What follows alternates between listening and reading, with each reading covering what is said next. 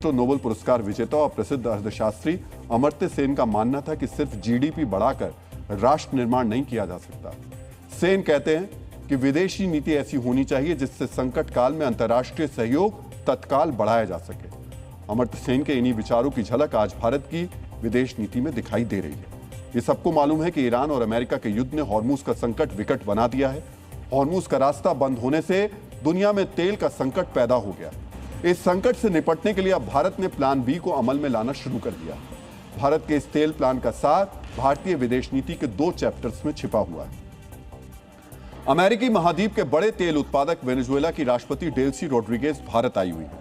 Hormuz के संकट से पैदा हुई कमी को पूरा करने के लिए भारत और वेनेजुएला तेल की सप्लाई पर बातचीत कर रहे हैं।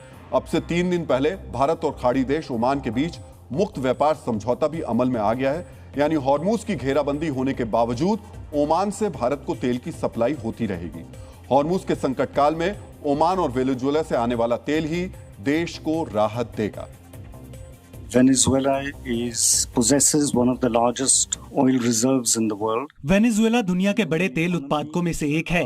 भारतीय बाजार में तेल की बड़ी मांग है। आने वाले समय में ये मांग बढ़ना तय है। ऊर्जा के क्षेत्र में हम वेनेजुएला के साथ सहयोग को आगे बढ़ाने की उम्मीद करते हैं। हमारी आज की वार्ता में ऊर्जा सहयोग पर गहन चर्चा हुई है।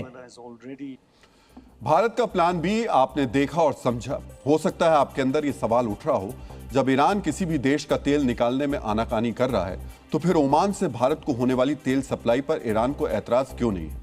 ईरान के इस रुख की 2 वजह हैं। पहली वजह भौगोलिक और दूसरी कूटनीतिक।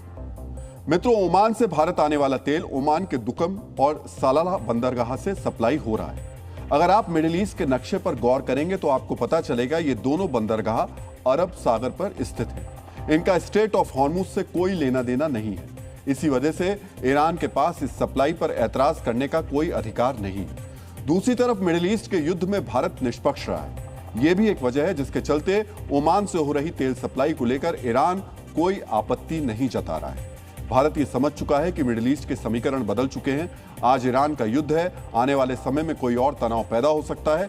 इसी वजह से भारत ने ओमान के साथ मिलकर तेल सप्लाई का ऐसा खाका तैयार किया है जो लंबे वक्त तक भारत की ऊर्जा आवश्यकताओं को पूरा कर सके। भारत ने ओमान से आने वाले 94% उत्पादों पर आयात शुल्क कम कर दिया है। इस कदम की वजह से ओमान से तेल सप्लाई करने वाली कंपनियों को प्रोत्साहन मिला है। गैस की सप्लाई के लिए भारत और ओमान ने एक अंडर वाटर पाइपलाइन बनाने पर भी समझौता किया है। यह पाइपलाइन ओमान के बंदरगाहों को गुजरात के बंदरगाहों से जोड़ेगी। यह पाइपलाइन अगले 7 साल में तैयार हो जाएगी और इस पाइपलाइन से रोजाना 3 crore cubic metre gas supply की जाएगी। यानी भारत की कुल गैस जरूरत के 16% हिस्से की पूर्ति इसी पाइपलाइन से हो जाएगी।